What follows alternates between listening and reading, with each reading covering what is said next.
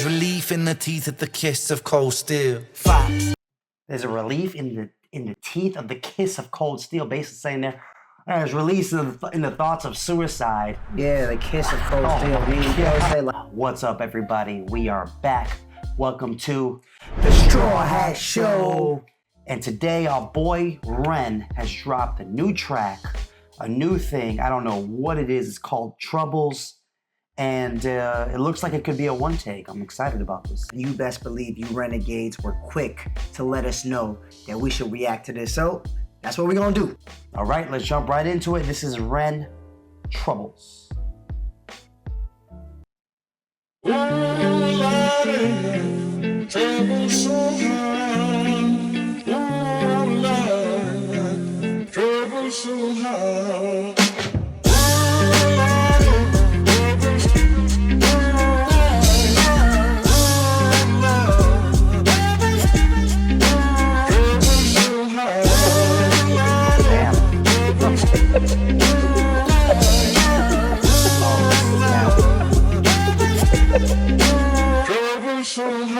I don't reach into the past very much for these shards of shattered glass and harsh paper cuts. Leave me stop when I reach in, memories are seeped in. Hydrochloric acid, I go to war and get passive and freeze up. Music help the ice to thaw.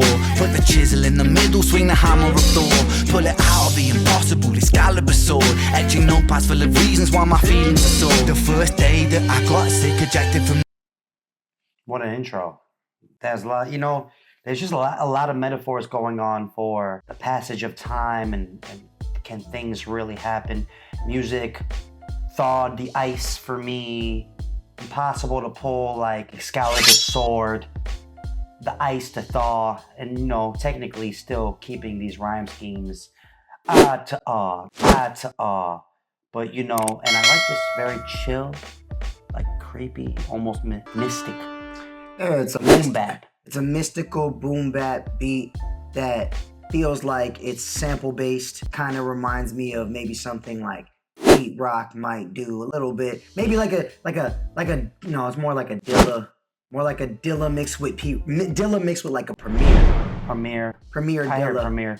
But anyways, let's talk about the song and what they're talking about. He gives us a nice little intro. He primes you and sets you up for the story he's about to tell, and it's his story. And I know you all know better than even us his story. We've done our research though. He was reacting to something, didn't know what it was, spending massive amounts of time at home in bed, stress-induced psychosis. No one could tell him what was wrong. And this is his story of hope. He's kind of just setting up the story for us, telling us how he was feeling. Honestly, what I really, really love is how poetic this guy is. Like, I'd be honest with you, I didn't even catch everything he said in this first part because he's just that detailed and poetic with what he's saying. And I appreciate the poeticism. Etching notepads full of reasons why my feelings are sore. The first day that I got sick, ejected from the cockpit of living. 19, young teen, waking up bitten. Posters up, manhunt, Ren went missing. Hard to have faith when the gods don't listen. The first year maybe was the hardest. Waking in the body that was buried like a carcass. Brain in the lion's den, body in the shark pit. Waking up in pain again, aching, broken hearted. Persistent little What a hell of a first day. Or first year, I think he said. First year, he just felt like he was in a lifeless body, just standing there. Said brain in the lion's den, heart in the shark pit. That's crazy. That's deep. That's just a big metaphor to say he was captive. He was just a prisoner in his own body, his own mind, his own emotions. When you're trapped in the lion's den, you're trapped in the eye of the storm, so to say, the heat of the fire. And you said heart in the shark pit? I think that's what he said. I think he said the brain in the lion's den, heart in the shark pit. Rhymed all that with carcass as well. I said he's emotionally and mentally feeling trapped inside of himself. Body in the shark pit, waking up in pain again, aching, broken hearted. Persistent little blogger, I was bouncing from a doctor to a doctor to a doctor, like a table tennis game that has no end. So be the fate of Ren, every single question answered with a question on the end. I was bouncing from a doctor to the doctor like a table tennis game without no end. right? Wow, okay, table tennis game, obviously he's talking about ping pong, bouncing back and forth, but it never stops. He just felt like it was this dying circle, and it was a good rap technique. What he did was, he said, bouncing like a table tennis game without no end. It was an add-on line where he's just rhyming, and then at the very last second, he adds on one more line to continue to the next line. It's like without no end, therefore setting himself up either for the next rhyme or just a good way to connect to the next thing he's about to say. What's up, everybody? We just wanted to take the time out to say thanks for watching the reaction. We also wanted to take the time out to introduce you to who we are and what we do. We're Strawhat Dynasty, a twin breakdancing rap duo from NYC. We've worked years now in cultivating our ability to make quality music videos, breakdancing, and overall entertaining. We pour everything we have into every song, every video, in order to provide you with the best entertainment experience possible. So if you would take the time to check out some of our original music, our content, and follow us on all platforms, we would super appreciate it. We're just two brothers following our dreams, and we appreciate your support as you join us on this life journey. Thanks so much. Now back to the reaction. He's just telling his story, you know what I mean? He's just basically saying it's been back and forth from doctor to doctor, and he even says every question was kind of answered with another question, meaning he just could not get any answers, and that's what he's getting at. We all know that he tried to see a million doctors. They gave him a bunch of different diagnosis, and nobody could tell him what was wrong with him. So he's just like going in a circle of endless questions, trying to figure out what's wrong with him. I can't even imagine what that feel like, just like you physically, something's wrong with you, and then these professionals cannot tell you what's wrong with you, but instead just send you to another quote unquote professional. Therefore, just wasting time and money. That's crazy. Yeah, that's gotta feel super helpless. And that's the vibe I'm getting from this beat too. This beat has a sense of hopelessness to it. And that's what I'm getting from this beat as well. This melancholy type sample that he's using. Definitely giving a tone of sorrow, for sure. And so be the fate of rhyme.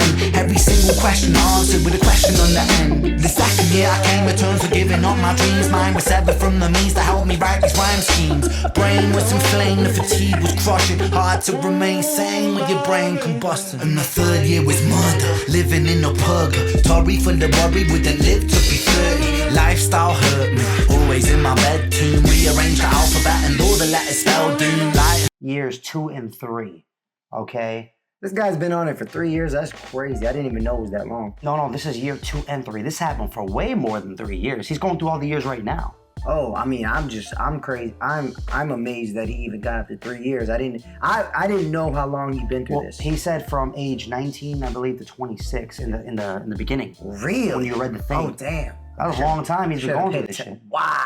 When he said, what? He said, what I like, he said murder. Then he said purgatory. He's doing that technique I told you about, where he's using with inner rhyme schemes to connect to the sentences, which is a very dope technique. A lot of masterful MCs use it. Especially, works very well on boom bap too. And he has that very bouncy flow.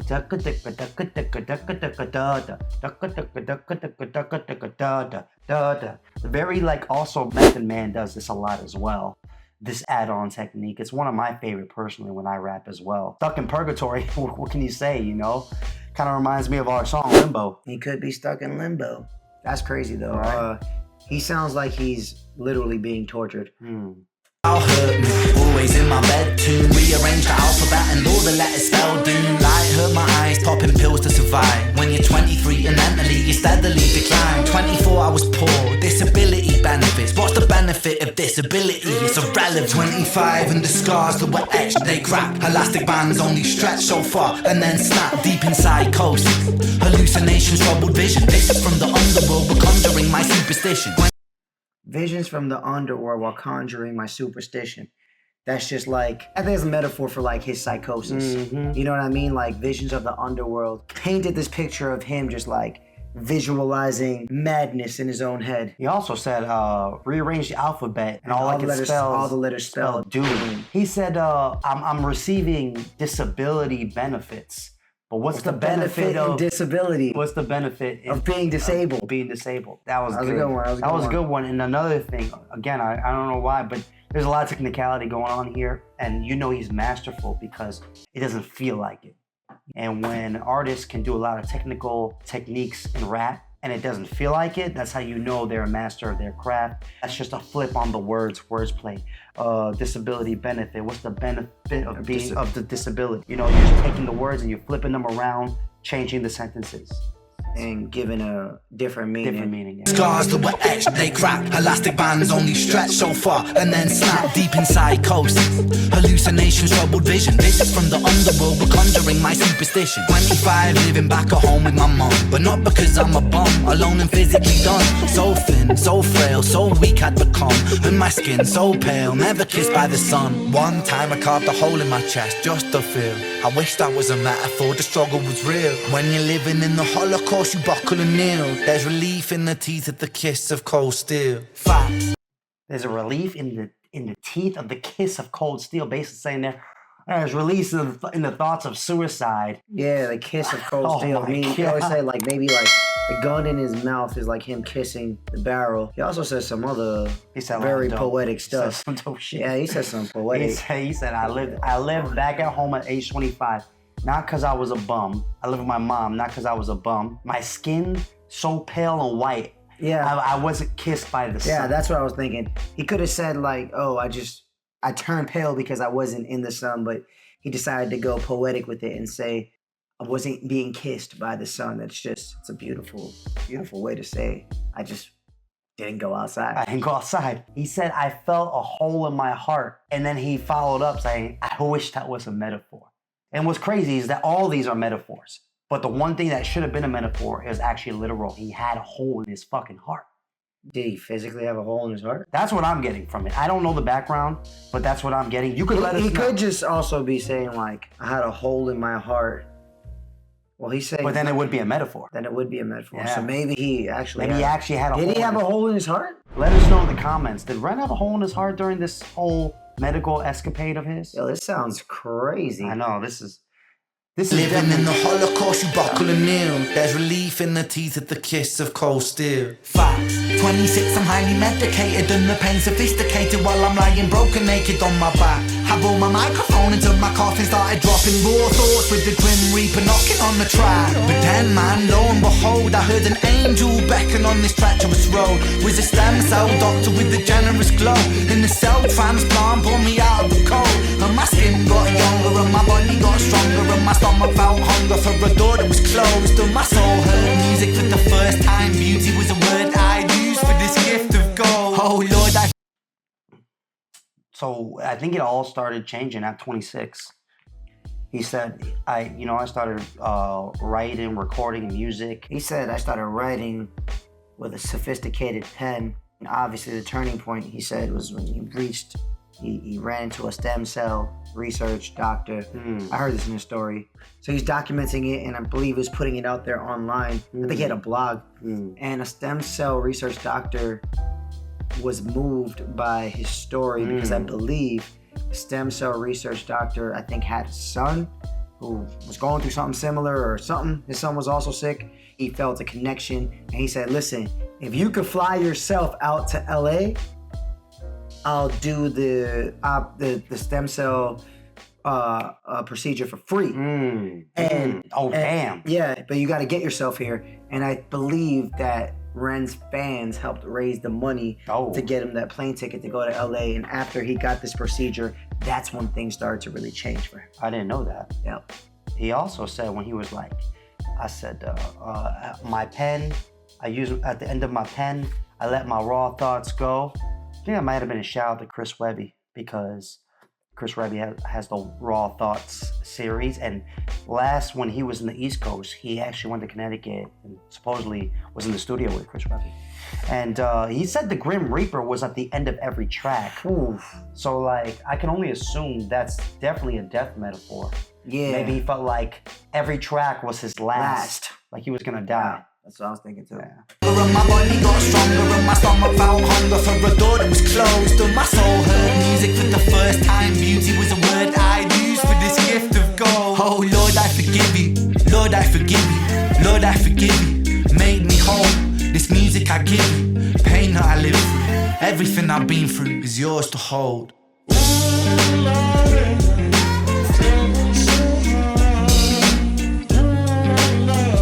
I gotta like that. I like that part. Like kind of like God, God, God, I forgive you. It's all good. It's like, God, I went through all this stuff. I stuck it out. We went through it. We figured it out. And it wasn't for no reason. Maybe it was meant to happen. He's like, I forgive you for the pain. What was that last line? He said, it's yours to hold. What exactly was he referring to that was God's to hold, is what I'm wondering. But I forgive you, make me whole. This music I give you, pain that I live through, everything I've been through is yours to hold. Everything I've been through. Everything I've been through is yours to hold. This music. I think that's a metaphor for him saying like, I'm not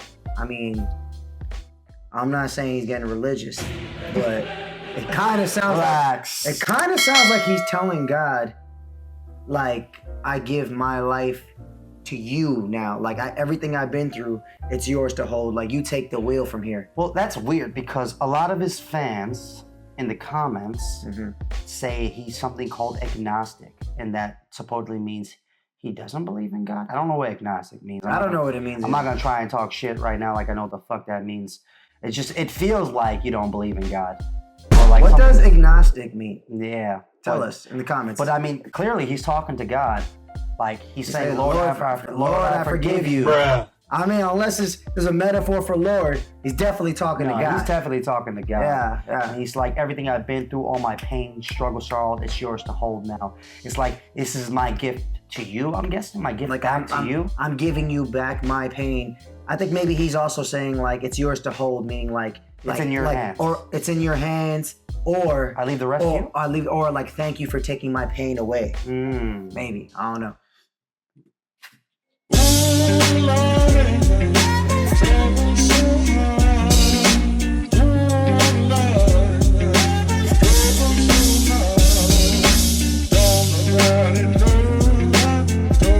He must have made this a while ago. It's snowing.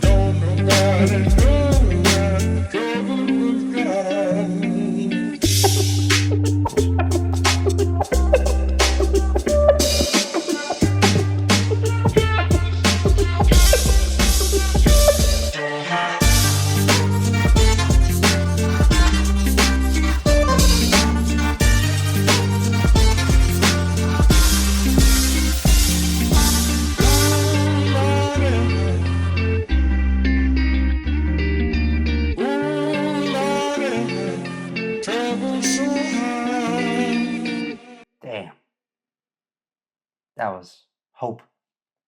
That's exactly what that is. That was beautiful. Wow. I'm moved. That was beautiful. That was I really appreciate how he truly took what he experienced and now he's trying to make a difference with his music for the experience that he went through so that people who are also going through it can find some form of hope and reassuring them that, hey, I'm going to do what I got to do on my part to try to get more exposure to this. Hold on tight, because there's going to be a day where diseases or conditions like this are more easily managed. And when that day comes, you'll feel better. I just really admire his dedication to his struggle. You know, like he didn't, it doesn't seem like his struggle was what maybe a lot of other quote unquote hip-hop artists go through. It wasn't about like living in the hood or selling drugs or any of this stuff. His struggle was a very specific scenario. It was a medical condition that held him back and almost destroyed his life. I'm pretty sure he felt suicidal at points. And he definitely with the lines like the Reaper at the end of each song. Yeah, and that steel kissing the steel was pretty cool too. Yeah. The line, not actually, suicide, but yeah, like he's really committed to that pain he went through and helping others who might have experienced that pain as well. And, yeah, we're right. This song, somebody said in the comments, this song would speak to us. And I agree, sometimes we all feel a little bit of hopelessness, especially when you're an artist going for a dream. Yeah. And you feel like doubting, like, is this ever going to happen? I also feel like sometimes when you hear someone's story and they went through something as horrific as that, it also kind of makes you grateful for your own life. And you're just like, man, he went through some crazy shit. So if he can go through some crazy shit, maybe what I'm going through isn't as big of a deal as I'm making it. Or maybe I should look for brighter sides because some people have clearly been through worse. So I thought it was great. Ren Trouble's incredible song. Definitely gonna hit my replay playlist. I'm gonna be listening to this one on my own time. And not only am I gonna be listening to it just to feel a sense of hope in times of hopelessness, but I'm gonna be studying this hard as an MC as well, because there was a lot of technicality going on. and not only that, but the lyrics were very poetic, and there was a lot of great metaphors that were painted so lovely. It was like a painting. Like the whole song sounded like a beautiful painting. I agree. Yes. This song was like a painting. Yes. If you enjoyed the video, felt like you got any value from us breaking down some of these techniques, these metaphors, or you just, enjoyed hanging out with us and feeling what we feel, please leave a comment, like, subscribe.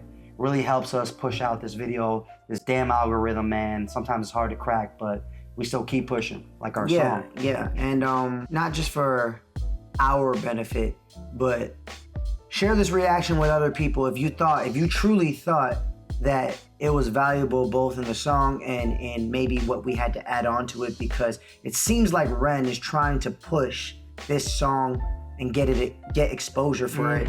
And us reactors are a great form of exposure, hence why Ren allows us to monetize off of his stuff, because he understands it's good exposure and it spreads his music. So help us spread his message by sharing his song or sharing our reaction. We would greatly appreciate if you share our reaction if you decide to do so, because, we're trying to reach our own goals and dreams, and you guys are a part of that. So thank you.